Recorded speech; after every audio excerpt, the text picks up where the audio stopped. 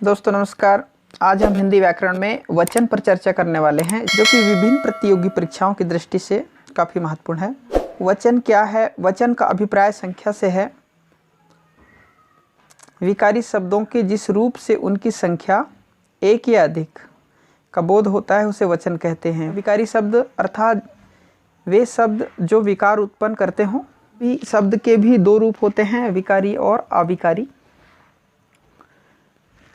हिंदी में वचन केवल दो प्रकार के होते हैं, एक वचन, बहुवचन। एक वचन जिसको सिंगुलर नंबर भी कहते हैं, शब्द के जिस रूप से एक वस्तु, व्यक्ति या पदार्थ का बोध होता है उसे हम एक वचन कहते हैं।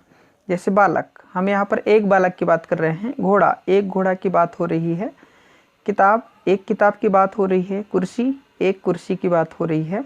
बस, एक बस की बात हो रही है। इसी तरह बहुवचन शब्द के जिस रूप से अधिक वस्तुओं, व्यक्तियों व पदार्थों का बोध होता हो उसे बहुवचन कहते हैं।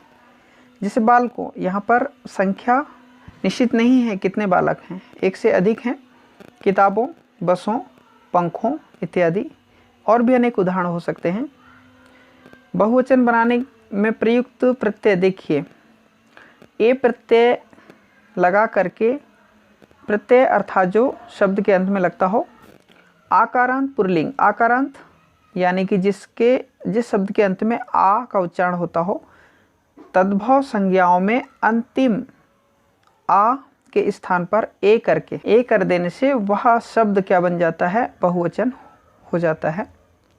जैसे घोड़ा, यहाँ पर आ का उच्चारण हो रहा है तो घोड़ा का हम क्या बना सकते हैं? बहुवचन, घोड़े। तो ए का उच्चारण हो रहा है यहाँ पर, ठीक है। लड़का का लड़के, गधा का गधे, अनेक उदाहरण आप ले सकते हैं। इसी तरह ए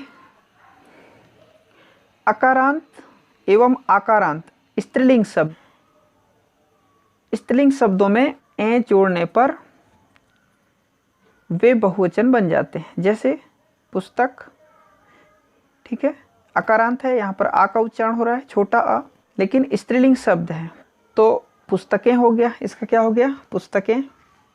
बात का बातें, सड़क का सड़कें, गाय का गायें, लेखिका लेखिकाएं। इसी तरह या इकारांत या इकारांत स्त्रीलिंग शब्दों में जुड़कर बहुवचन बना देता है। जैसे देखिए जाति तो जातियाँ, या ये इकारांत है, छोटी ई। नदी तो नदियाँ, लड़की तो लड़कियाँ। इस तरह के शब्द ओ का प्रयोग करके भी बहुवचन बनाया जा सकता है। जैसे साधु तो साधुओं, माता तो माताओं, बहन तो बहनों। कभी कभी कुछ शब्द भी बहुवचन बनाने के लिए जोड़े जाते हैं। जैसे वृंद, वृंद शब्द से मुनिवृंद हो गया। जन से युजन, गण से कृषकगण, वर्ग से छात्र वर्ग। कुछ शब्द सदैव बहुवचन होते हैं, आपको ध्यान रखना है। जैसे प्राण, मेरे प्राण छटपटाने लगे, ये बहुवचन ही होते हैं। दर्शन, मैंने आपके दर्शन कर लिए। आंसू तो आँखों से आंसू निकल पड़े।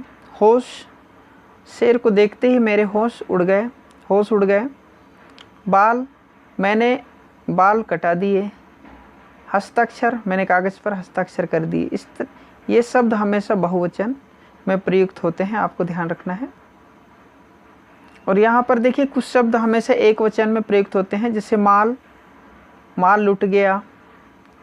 अब माल थोड़ा सा नहीं होगा, ठीक है, बहुत सारा होगा, लेकिन एक वचन में ही प्रयुक्त हो रहा है। जनता, जनता एक व्यक्ति को जनता नहीं बोलते हैं, बहुत सारे लोगों को मिलाकर के जनता कहते हैं, लेकिन जनता भूल गई तो एक वचन प्रयोग हो रहा है।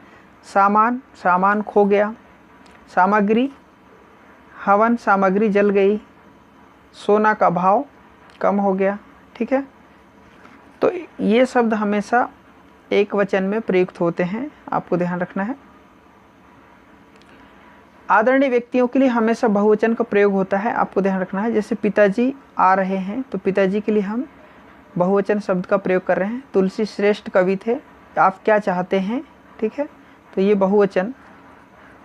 शिक्षक, पढ़ाते हैं, इस तरह के शब्द हम बोल सकते हैं। आदरणीय व्यक्तियों के लिए हमेशा बहुवचन का हम क्या करते हैं, प्रयोग करते हैं।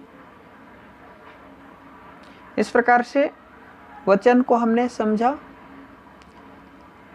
यह वीडियो आपको पसंद आया होगा, आप इसे ज़्यादा से ज़्यादा शेयर कीजिए। आप सभी का बहुत बहुत धन्यवाद।